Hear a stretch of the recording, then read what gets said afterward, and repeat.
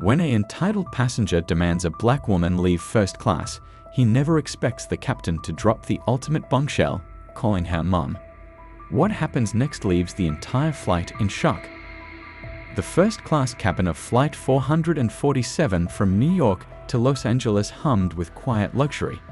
Soft leather seats, champagne flutes clinking, and the faint murmur of polite conversation filled the air.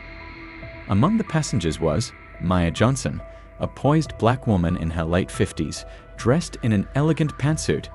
She settled into her seat, savoring the comfort of first class, a well-deserved treat after years of hard work. A few rows behind her, Bradley Whitmore, a middle-aged businessman in an expensive suit, glared in her direction. His lip curled as he watched Maya recline her seat, sipping her sparkling water. He leaned over to his companion, Lisa, and muttered, "People like her don't belong up here. She probably got lost on her way to economy." Lisa chuckled, though uneasily. Bradley couldn't stand it any longer. He pressed the call button, and when the flight attendant arrived, he demanded, "There's been a mistake. That woman," he gestured rudely at Maya, "doesn't look like she can afford first class. I want her moved." The moment Sofia Martinez stepped into the first-class cabin, she sensed the tension hanging thick in the air. As an experienced flight attendant with nearly a decade of service, she had developed an instinct for spotting trouble before it escalated. The way passengers were subtly glancing between the irate businessman in 3A and the composed black woman in 2D told her everything she needed to know. This wasn't just another passenger complaint. This was prejudice rearing its ugly head at 35,000 feet. Sophia approached Bradley Whitmore with practiced professionalism, her smile carefully neutral. "How may I assist you, sir?" she asked, though she already dreaded what was coming. Bradley didn't bother lowering his voice as he gestured rudely toward Maya Johnson. "There's been a mistake," he declared. "That woman clearly doesn't belong in first class. I want her moved immediately." The words hung in the air like a foul odor, causing nearby passengers to shift uncomfortably in their seats. Inside, Sophia's stomach twisted into knots. She had been trained for medical emergencies, severe turbulence, even security threats, but there was no manual for handling blatant discrimination mid-flight. Her mind raced through possible responses.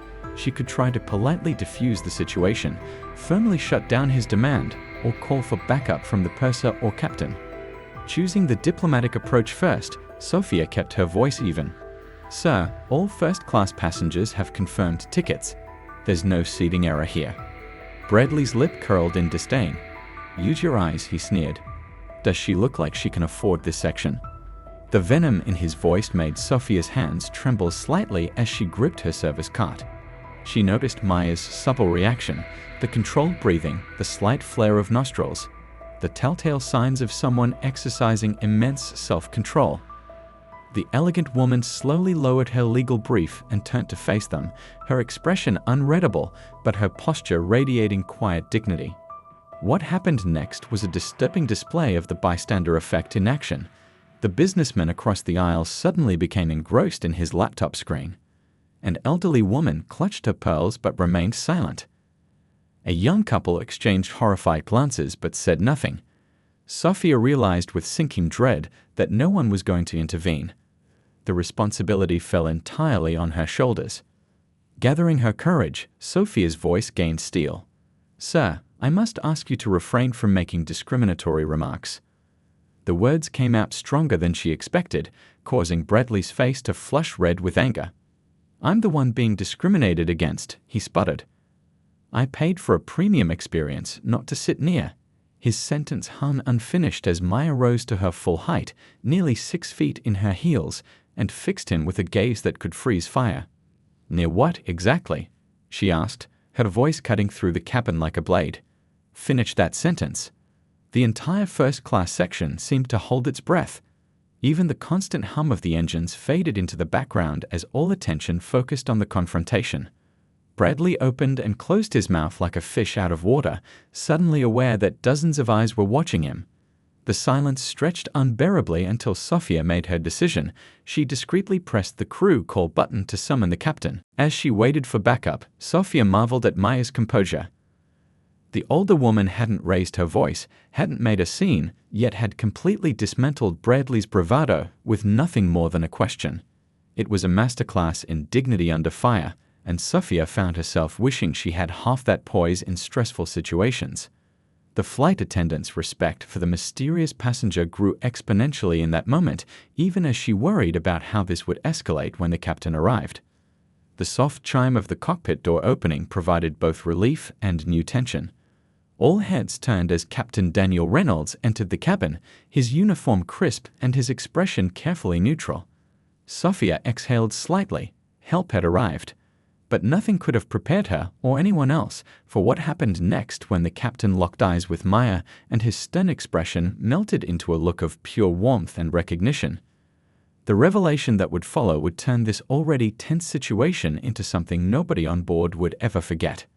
The tension in the first-class cabin was so thick it could have been cut with a butter knife. Bradley Whitmore sat stiffly in his seat, arms crossed, his face twisted in smug satisfaction as he waited for the flight attendant to handle the situation. He had no doubt that once the captain arrived, the woman, Maya Johnson, would be swiftly escorted to the back of the plane where she belonged. His companion Lisa shifted uncomfortably beside him, sensing the hostility radiating from the surrounding passengers. Maya, meanwhile, remained perfectly composed. She didn't raise her voice, didn't engage in an argument. Instead, she simply observed the unfolding drama with the quiet confidence of someone who had faced far worse and emerged victorious. She took another sip of her sparkling water, her expression unreadable. Then the cockpit door opened.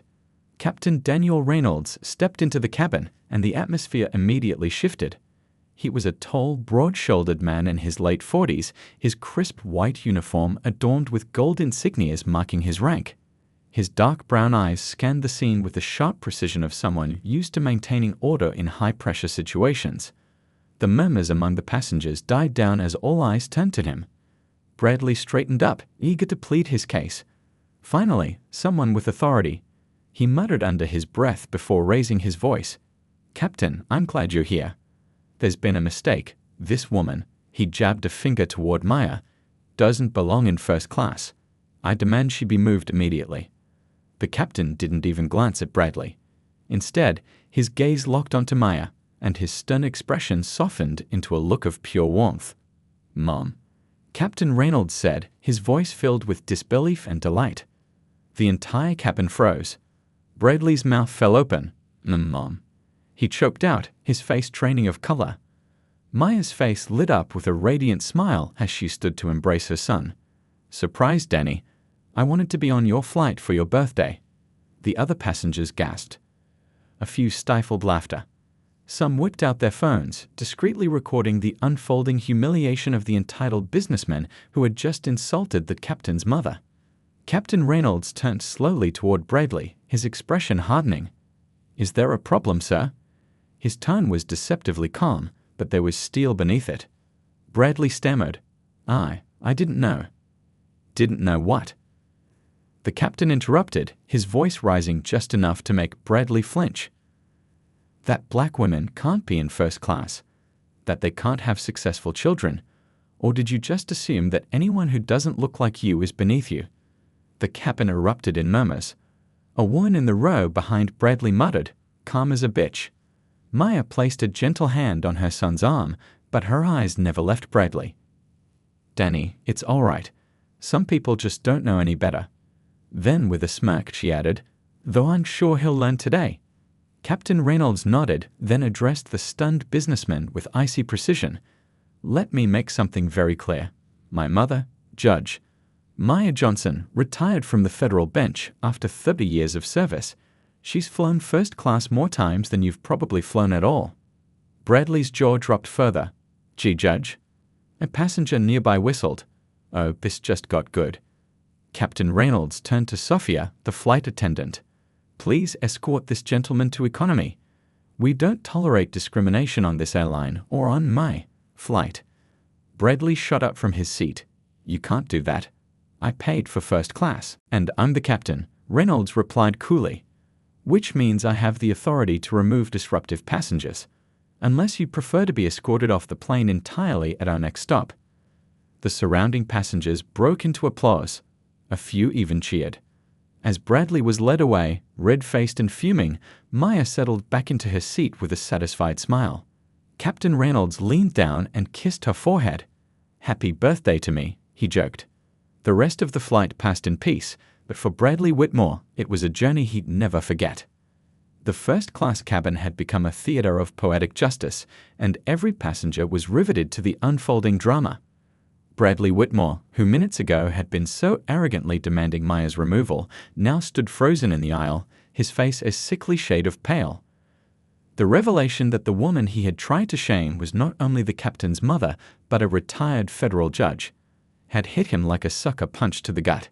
His mouth opened and closed like a fish gasping for air, but no sound came out. The silence in the cabin was deafening, until it was broken by the slow, mocking clap of a passenger near the front. Bradley had always prided himself on his status.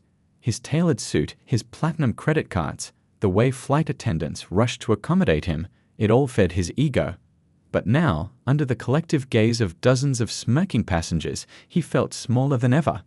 His expensive cufflinks suddenly felt like shackles. His Rolex might as well have been ticking down the seconds of his humiliation. Judge Maya Johnson, a woman in 3B, whispered loudly to her companion, as in the Judge Johnson who presided over the Clayton corporate fraud case. That woman could have him arrested for harassment. Bradley's stomach dropped. He wasn't just dealing with some random black woman in first class, he had insulted a legal powerhouse. Captain Daniel Reynolds didn't raise his voice. He didn't need to. Every word he spoke carried the weight of authority. "Let me make this very clear," he said, his tone lethally calm. "You have two choices. You can apologize to my mother, then take your seat in economy like the decent human being you claim to be. Or," he paused, letting the threat hang in the air, "can have you detained upon landing for discriminatory conduct under FAA regulations. Your call." Bradley's throat went dry. Detained? Criminal charges? His mind raced. He had meetings in there, a deposition, a client dinner.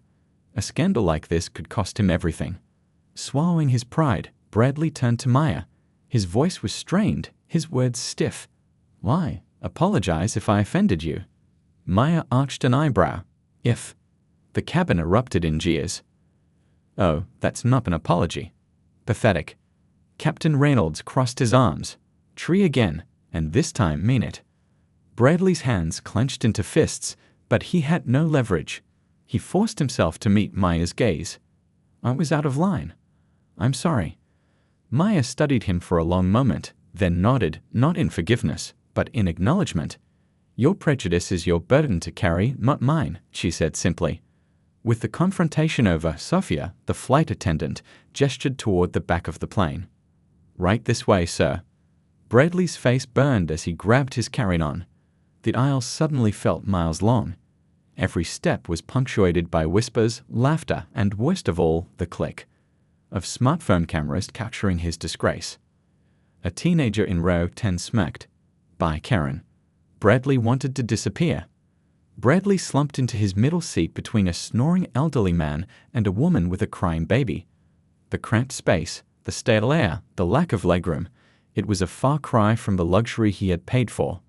Worse yet, the woman beside him eyed him with open disdain. "Let me guess," she said dryly. "You also think you're too good for economy." Bradley didn't reply. He stared straight ahead, replaying the last 20 minutes in his head. How had it all gone so wrong? Back in the front cabin, Maya sipped her champagne, her son beside her. "You didn't have to go that hard on him, Danny," she murmured, though her eyes sparkled with amusement. Captain Reynolds grinned. "Yeah, I did." The passengers around them laughed, the tension broken. One woman even raised her glass. "To karma." As the plane soared through the clouds, Bradley Whitmore learned a lesson he'd never forget, while Maya Johnson enjoyed her flight in peace. The final act of this airborne drama unfolded with the satisfying click of a closing gavel. As the humiliated Bradley Whitmore stewed in his economy seat, the rest of the plane buzzed with the electric energy of justice served. The atmosphere in first class had transformed completely. What had begun as a tense confrontation had morphed into something resembling a celebration. Captain Reynolds returned to the PA system, his voice smooth and professional, though those who'd witnessed the confrontation could detect the subtle satisfaction beneath his words. "Ladies and gentlemen, this is your captain speaking. We apologize for the brief disruption earlier. At our line, we pride ourselves on maintaining an environment of respect and dignity for all passengers. Discrimination of any kind will not be tolerated aboard this or any other flight in our fleet." A spontaneous round of applause broke out across the cabin. In seat 12C, Bradley sank lower, his expensive tie suddenly feeling like a noose. Maya found herself at the center of what could only be described as an impromptu party. The flight attendants, having witnessed everything, went above and beyond to make her comfortable. "Complimentary champagne, Judge Johnson," Sophia asked with a wink, presenting a bottle of vintage Dom Perignon. "Only if you join me, dear," Maya replied graciously. Nearby passengers leaned in, eager to chat with the woman who'd handled the situation with such poise. A young black law student from row 2 practically vibrated with excitement. "Judge Johnson, I've read all your opinions. You wrote the dissent in State v. Callaway that." Maya's eyes lit up. "You remember that case? My, you must be quite the legal scholar already." Meanwhile, Lisa, Bradley's now former companion, had quietly moved seats to distance herself from the scandal. She found herself next to a talkative grandmother who patted her hand and said, "Honey, you might want to rethink your taste in men."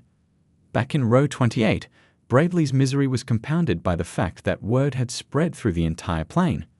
The passenger behind him accidentally kicked his seat every few minutes.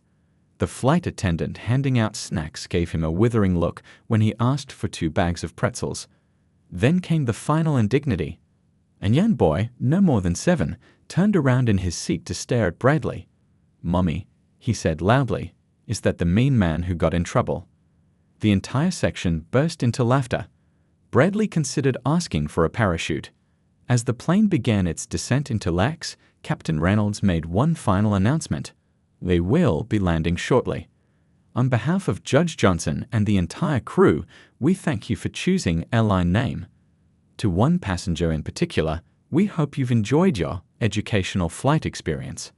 The cabin erupted in cheers and laughter. Even the normally reserved business travelers couldn't suppress their smiles. When the seatbelt sign dinged off, passengers rushed to take selfies with Maya. The flight crew presented her with a makeshift honorary captain pin fashioned from a spare wing emblem. Bradley, meanwhile, practically sprinted for the exit, only to find a group of fellow passengers accidentally blocking the aisle.